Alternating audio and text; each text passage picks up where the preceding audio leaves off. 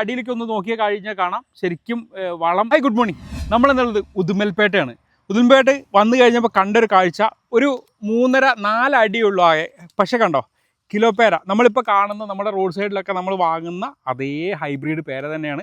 അതിന് ശരിക്കും നമ്മളൊക്കെ ചിന്തിക്കുന്ന നമ്മുടെയൊക്കെ നാട്ടിലുള്ള പോലത്തെ വലിയ പേരമരത്തിൽ നിന്നാണ് പറിക്കുന്നതല്ലേ, ഒരിക്കലും അല്ല. ഇതാ ഇത്രയും ചെറിയ പേരയിൽ നിന്നാണ് ഇവിടുന്ന് ഇങ്ങനെ ഇതേപോലെ ട്രിപ്പൊക്കെ കൊടുത്ത് പിന്നെ ഇതിൻ്റെ അടിയിലേക്ക് ഒന്ന് നോക്കിയാൽ കഴിഞ്ഞാൽ കാണാം ശരിക്കും വളം അങ്ങനെയാണ് ഇടുന്നതെന്നുള്ളത്.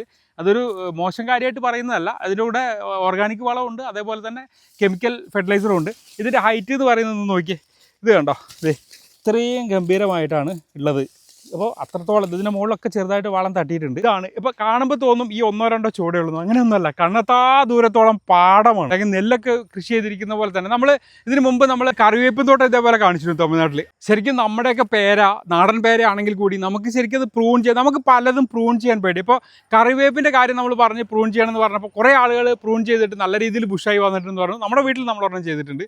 അത് കണ്ടപ്പോഴാണ് നമുക്ക് ആ ഐഡിയ തോന്നിയത്. എന്ന് പറഞ്ഞ പോലെ ഹൈബ്രിഡ് പേര ഒന്നും അല്ലെങ്കിൽ നമ്മുടെ പേര ഇതേപോലെ ഈ ഒരു സൈസിലല്ലെങ്കിലും ഒരു 1.5 ഹൈറ്റ് ആകുമ്പോൾ നമുക്കൊന്ന് പ്രൂൺ ചെയ്ത് നിർത്തിയാൽ ഒരുപാട് ബ്രാഞ്ചസ് വരികയും ഇതുപോലെ ഇഷ്ടംപോലെ കായ ഉണ്ടാവാൻ സാധ്യത കൂടുതലാണ്. 1-2 പേര അധികമുള്ളവർ ഏതെങ്കിലും ഒരു പേരെങ്കിലും ഒന്ന് പ്രൂൺ ചെയ്ത് നോക്കുക. എന്നിട്ട് ഏതെങ്കിലും രീതിയിൽ മാറ്റം വന്നിട്ടുണ്ടെങ്കിൽ തീർച്ചയായും ഒന്ന് കമൻറ്റ് ചെയ്യാൻ മറക്കരുത് കേട്ടോ. ശാസ്ത്രീയമായ രീതിയിൽ ഹൈടെക് ആയിട്ട് തന്നെയാണ് ഈ കാര്യങ്ങളൊക്കെ കംപ്ലീറ്റ് ചെയ്യുന്നത്. ശരിക്കും നമ്മളൊക്കെ ചിന്തിക്കുന്ന പോലെ ഒരിക്കലും അത് വലിയൊരു തോട്ടത്തിൽ വെച്ച് 1-2 വലിയ മരങ്ങൾ വെച്ച് ചെയ്യുന്ന രീതിയേ അല്ല. ഇങ്ങനെയൊക്കെ വന്ന് കാണുമ്പോഴാണ് ഇതൊരു അതിശയമായിട്ട് തോന്നുന്നത്. നമ്മുടെയൊക്കെ നാട്ടിൽ കാലിയായി കിടക്കുന്ന ബാലൻസുള്ള സ്ഥലങ്ങളിലൊക്കെ നമുക്ക് സുഖമായിട്ട് ചെയ്യാൻ പറ്റുന്ന കാര്യങ്ങളാണ്.